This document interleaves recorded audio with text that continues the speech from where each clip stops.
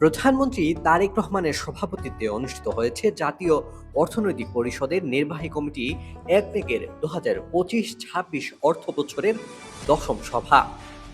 সভাটি অনুষ্ঠিত হয় রাজধানীর বাংলাদেশ সচিবালয়ের মন্ত্রিপরিষদ বিভাগের সভাকক্ষে।